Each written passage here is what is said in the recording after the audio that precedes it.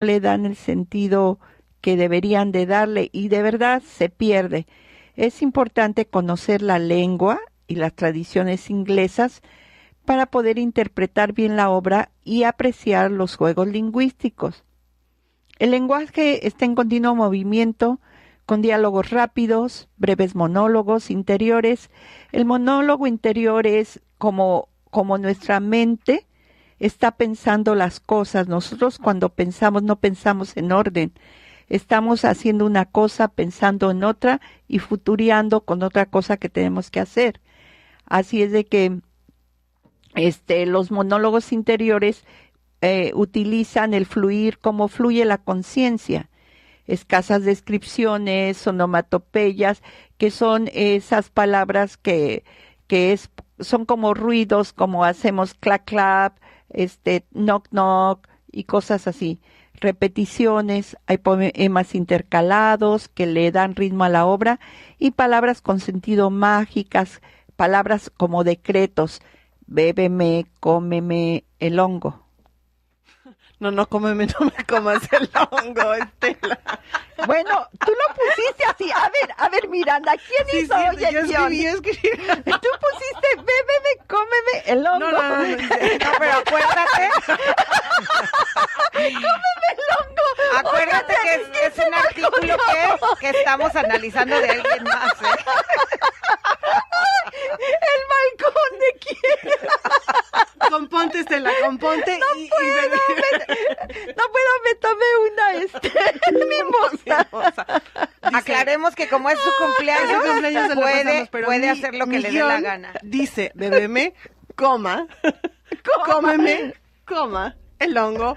Punto. A propósito, para nuestros compañeros de Guadalajara, el que hace los puntos sobre las IES nos estaría ya corrigiendo aquí no, todos pero los puntos y ni las modo comas. que leas. Bébeme. Lo otro, bueno, ya fue un chascarrillo. Se puede. Bueno, esa sería la importancia de la coma. Exacto. La importancia. Porque si no hubiera comas, diría, bébeme, cómeme el hongo. Tú estás, Verónica, está peor, mejor ya no corrijas. Yo solo leí sin comas, si lees con coma dice, bébeme. Yo leí con comas, cómeme. Lo último no lo leí con coma. Te quitaste la coma, por eso estamos diciendo la importancia de la coma. Que conste que la guionista hizo esto clasificación A, ¿ok? En orden. Bueno, Carol juega con las palabras de pronunciación semejante. Hay equívocos en la conversación. Esto se ve varias veces a lo largo de la obra, por ejemplo, en el diálogo de Alicia con la duquesa. Alicia le dice, ya sabe que la Tierra tarda 24 horas en dar una vuelta alrededor de su eje, pero eje en inglés es axis. Y la duquesa le contesta, hablando de hachas, porque axis es en inglés, que le corten la cabeza.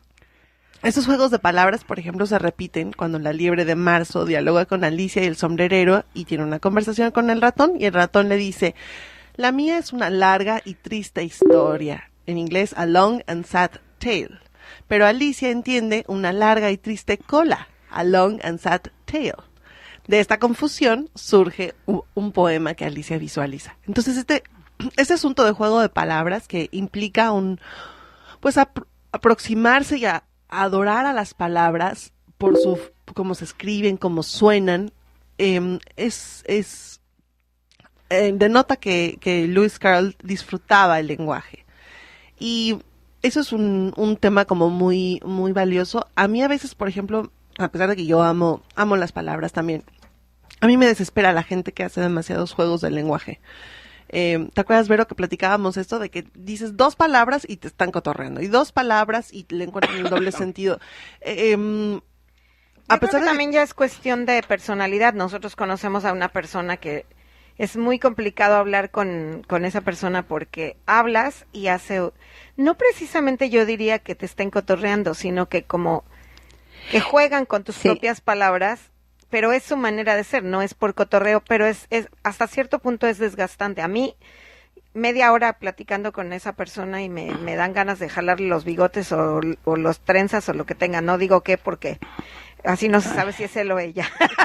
Sí, pero sabes que una cosa es hacer juegos sexuales con las palabras vulgares que se acostumbra en algunos barrios de México, no sé aquí, y la otra es una persona muy inteligente, con un genio vivaz, que sería muy divertido seguirle la onda, ver hasta qué horas nos cansamos. Estela, porque de la persona que nosotros hablamos es una persona muy inteligente que justamente te puede cambiar todas las palabras en un momentito.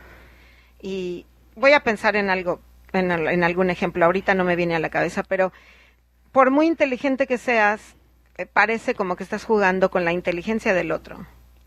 Y te corta la idea de lo que tú estás hablando. Entonces, tú estás tratando de expresar una idea y con ese juego de palabras acabas no sabiendo si estás pensando correcto o te están cotorreando o qué pasó. Te voy a decir, como diría en una obra de teatro que no he realizado, le diría, querido, vamos a terminar el juego de palabras y en este momento dime de qué se trata y al ratito nos vamos a la lona a ver quién gana.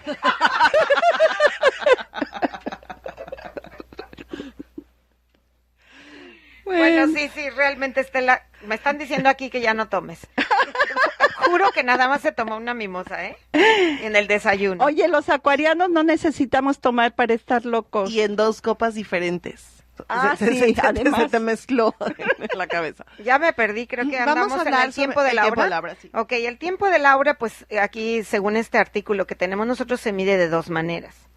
El tiempo real, que transcurre en pocas horas, que sería la siesta de Alicia junto a sus hermanas, y el tiempo del viaje, que no se mide, no hay día ni noche, y solo hay, pues, la casa de la liebre, 1 hora del té inacabable, y lo temporal existe en forma estática o en el reloj del conejo blanco. Yo creo que aquí lo que pasa es que el tiempo es exactamente como el tiempo de los sueños. Nosotros cuando soñamos no tenemos la menor idea de qué hora es, cuándo fue, a qué horas empieza y a qué horas termina, ¿no? A mí el cuento siempre se me ha figurado justamente eso, como un sueño que no tiene pies ni cabeza, ¿no? ¿Cómo ves, Estela? Sí, pues la verdad es que se presenta un mundo pintoresco, como estamos viendo, incoherente, inquietante, de inversión sistemática, se niega a la realidad, pero en ese mundo de Alicia todo es posible. El absurdo se manifiesta en la obra de diferentes modos.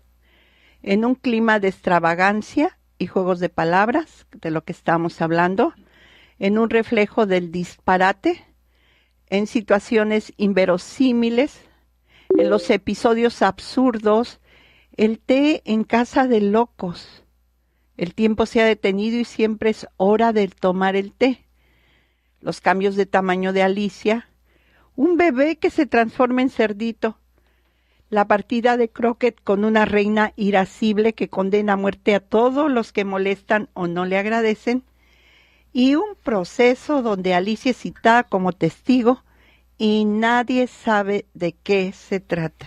Oye, y también en no cumpleaños, hablando de no cumpleaños. no cumpleaños, pero hay algo importante que decir en todo esto de lo que vamos a platicar. Y ahorita me estaba acordando también de cómo era la educación y vamos a ver por qué era tan importante que ocurriera esto en el siglo XIX. El tema del disparate, el tema de que no hace sentido, va totalmente en contra de la mentalidad seria y formal del adulto o del adulto funcional, no solo en aquella época, sino ahora. O sea, se sobreentiende que los adultos no dicen disparates, que lo que verdaderamente vale tiene un propósito y una lógica, y resulta que no, que tú puedes aquí estar haciendo cosas totalmente sin sentido y que de todos modos sean estéticamente válidas, o que de todos modos, o nos hace cuestionarnos, por ejemplo, si todos los rituales sociales que tenemos ahora dentro de otro siglo o visto desde otra lógica serán ridículos. Por ejemplo, se me ocurre, ¿qué les diré? Las puertas giratorias. Si alguien escribiera un cuento desde otro punto de vista, meterse a una puerta giratoria para avanzar la mitad de una circunferencia para salir a otro lado es una cosa absurda, es una estupidez. Es una estupidez. Bueno, yo les voy a perdón, les voy a platicar que ya platicamos que Carroll creó un país absurdo. El caos gira enloquecido y se desborda. Para el lector adulto, el autor es un visionario que logró representar el mundo finalmente del siglo XIX, y como todo cambio de siglo trajo sensaciones dispares, incoherencia, interrogantes, miedos y ansiedades. Para el público infantil, este país absurdo los hace pensar en un mundo muy parecido al suyo, donde no hay fronteras, donde la lógica se trunca con la sinrazón, donde todo es posible, la vida es sueño y el sueño realidad.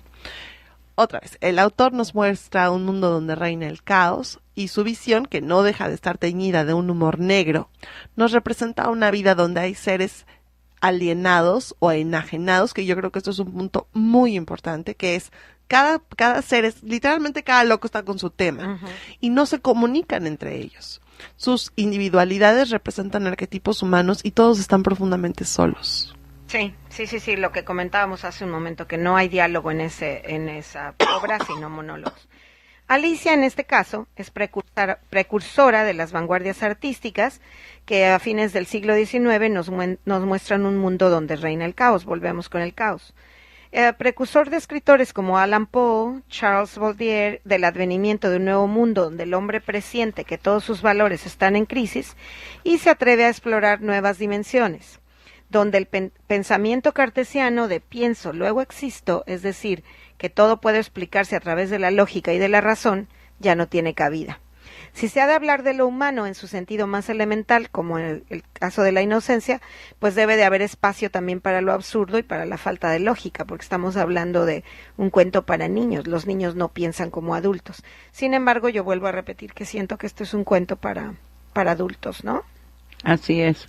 Sí, claro, pero y también está interesante que estuviera pensado con una musa, porque hay veces que uno escribe sin nadie en mente y otras veces como con alguien en específico para causar un efecto específico. No lo tengo aquí, pero no sabemos cuál habrá sido el efecto en Alicia, porque a lo mejor... ¿En la niña? En la niña. Bueno, hablábamos hace un rato en el comentario de Estela de que la niña se acuerda simple y sencillamente de los cuentos que le contaba él cuando se sentaban en el jardín. No tiene realmente ningún otro efecto más que el de un cuentacuentos. Sí, claro, ¿no? Para ella sí. En realidad, probablemente ya de adulta lo haya analizado con más detenimiento, pero en su momento, pues en primer lugar era una niña de 4 años, ¿no? Cuando se hizo el cuento. Y en segundo, cuando escuchaba los cuentos, pues debe haber sido pues como cualquier otro cuento, porque en realidad todos los cuentos tienen un mundo totalmente irreal.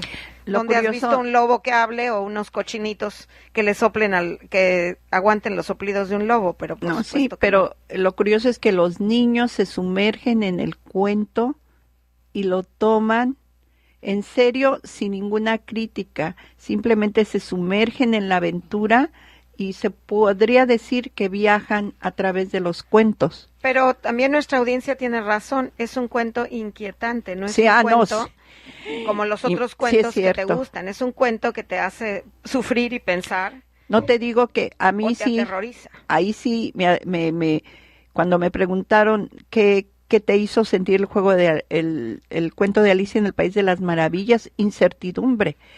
Porque yo me imagino que una niña de 4 años oyendo ese cuento se sentía totalmente perdida. Sí, es lo que decía Charito, a ella le aterrorizaba simplemente la caída por la madriguera. Y yo les comento que cuando hacemos algunos ejercicios de teatro, uno de los ejercicios más imponentes que hacemos es justamente la caída al pozo. Logramos que se siente todo mundo con una música muy especial, con la luz apagada, etcétera, y inducimos a todo mundo a que caiga al pozo.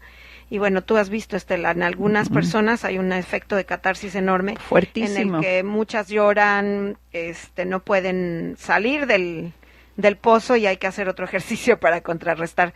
Es muy, muy interesante el concepto de la caída hacia un pozo, ¿no? Yo tengo un par de comentarios. A mí de la obra de Alicia me llamaba muchísimo la atención la narguila, que es este aparato donde se mezcla tabaco con agua y que se fuma, se aspira, y entonces es una sensación como muy rica. Quienes lo hemos fumado, aparte que de está muy de moda ahora, ¿no? La cuca. Pues mira, yo lo fumé hace muchos años. Yo creo que ha de haber sido hace como 15 años o más, como 20 años. Y pues aparte de que es muy sensual y muy sensual y muy sensorial, porque hay tabacos que huelen muy rico y eso, finalmente ahí también hay como